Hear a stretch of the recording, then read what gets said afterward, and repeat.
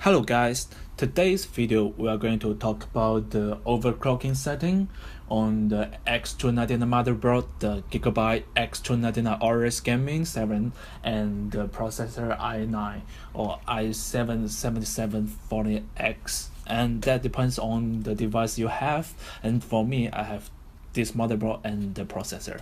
Okay, so we enter the BIOS and we will see this interface. But if you enter the BIOS and you see an easy mode interface like this, then you need to go to the classic interface. And here we can see some main setting here. The main page 1, it is MIT, and we have system and BIOS and so many different things here. But for overclocking, we only need this MIT page. So we can see here we have three important settings here. The first one is the advanced frequency settings, and the second one is the advanced memory settings, and the last one is the advanced voltage settings. So as you can see, it's simply explained as frequency, memory, and voltage. So the first thing we're going to do is enter the frequency setting. So we enter this page and we can see some simple setting here at the top. The first one is the BCLK, and the second one is the PCIe frequency, and the third one is the BCLK ratio. So normally we just set it to auto, leave it auto, but if you want the PCIe clock to stay stable at 100 megabit, you can just set it to 100 megabit. Okay, and for this third setting, I don't know how to read this, but the BCLK cross ratio, just set it auto, don't change it. Okay, so I use auto, so that depends on you. And the next thing is the CPU clock ratio. So this one is to set your CPU clock ratio at a fixed number. Okay, so for my processor, my 7900X, you need to set it about 33 to something like 46. That depends on the quality of your processor. So I will set it at 45, which means I will get 4.5 gigabit, the frequency for the processor. So you can test your CPU at 40 at the first, and then you can just press the button plus on your number pad. Okay, so I will set it at 4.5 gigabit, so I set it to 45, and then you will enter the advanced CPU clock setting here. Okay, we go into this page. So the first setting here, sorry, I'm going back. The first setting here is 45. It's same as the setting here. Okay, so you don't need to change again.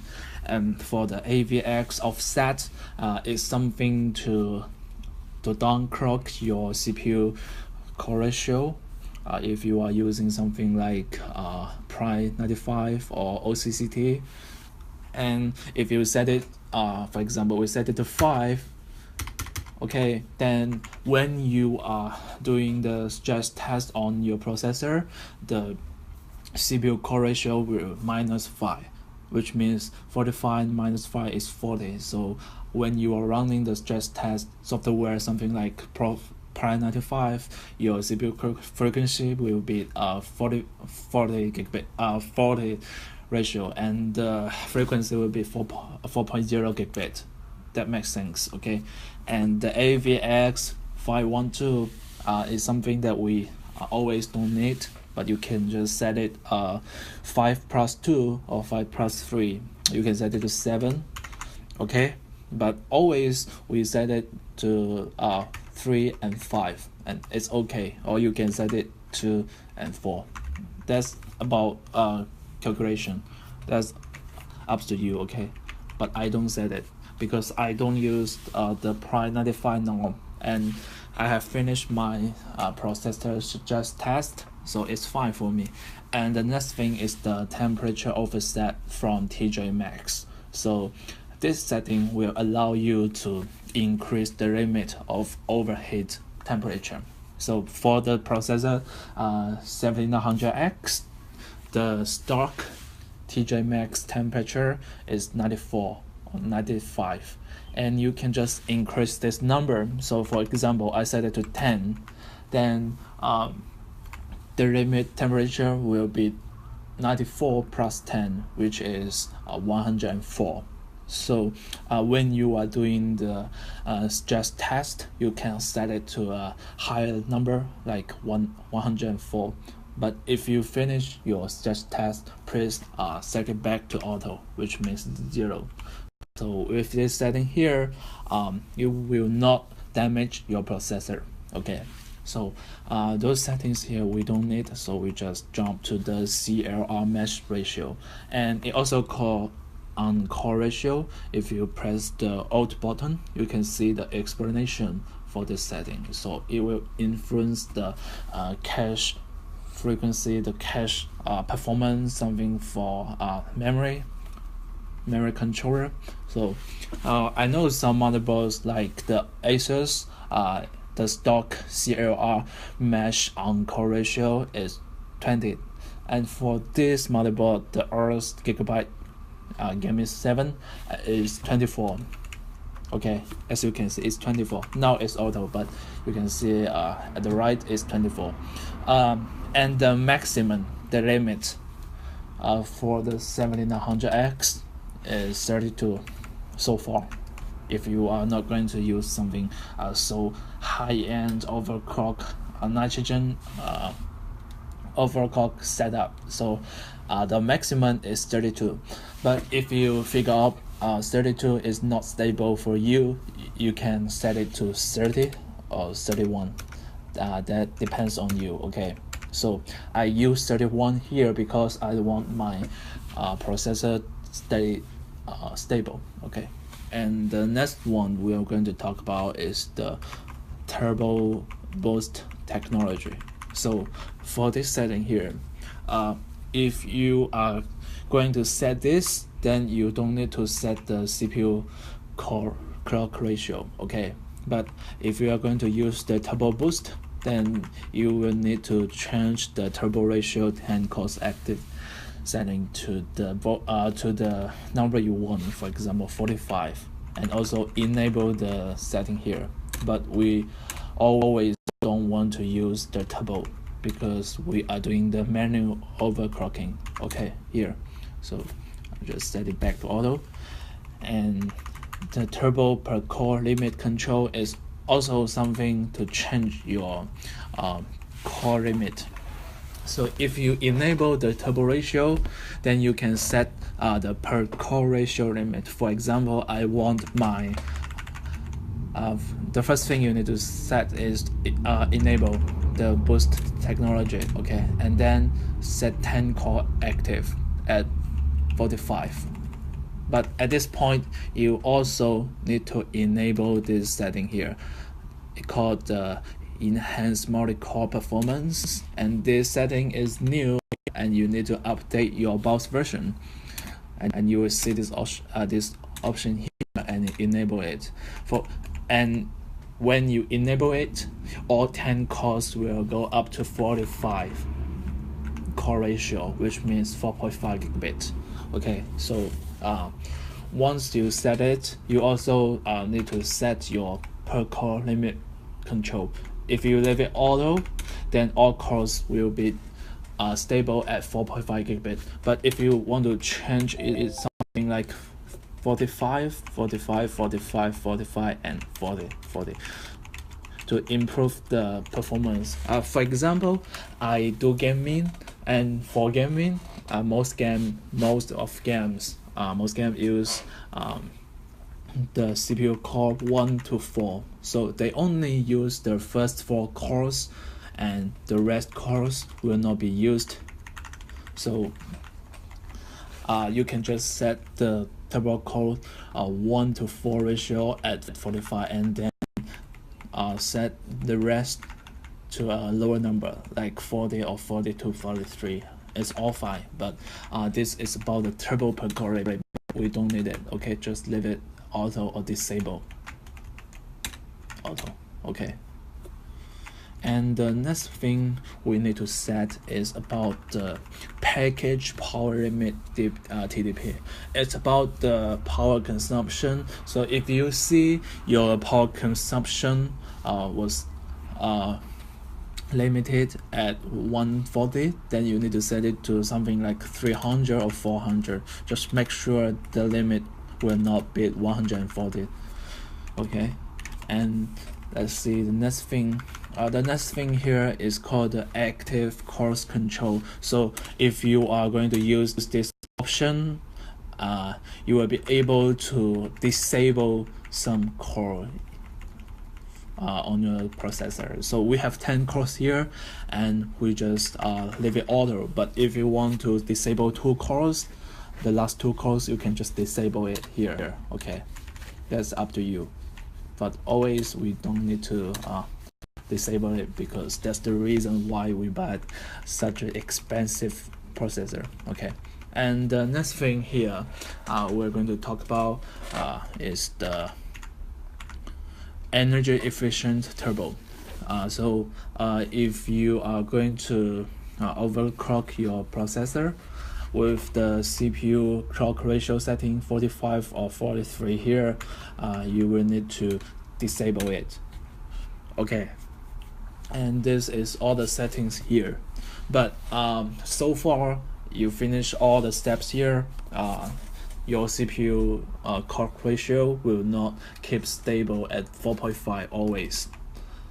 It will drop when you want to save your power, but we have something to set here to make sure that your CPU will not be power saved, and also your CPU frequency will be stable at 4.5 gigabit even though it's not loaded. Okay, so the first thing is the C1E here, disable it, and the second thing is the C6 and C7 state support, also disable it, and the third thing here is called the Intel speed shift technology, also disable it. So with these 3 settings disabled,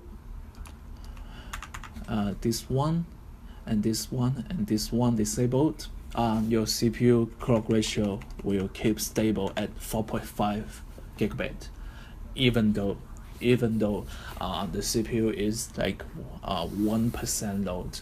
Okay, so that's all about the CPU frequency advanced setting here. So the next thing we're going to move to is the memory setting.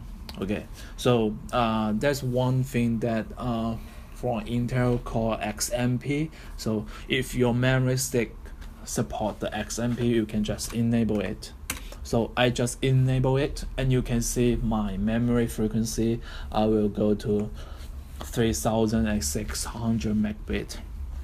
And you can also overclock your memory, something like we have 36 here, which is the stock frequency for my memory stick, but you can just press and you can see 37.33, which means 3733 megabit. Okay, and the next step we're going to do is go back to the last page and then move to the advanced memory settings. So here we just enter this page and we'll see the same settings here. So those settings are same as the last page, so we don't need to change.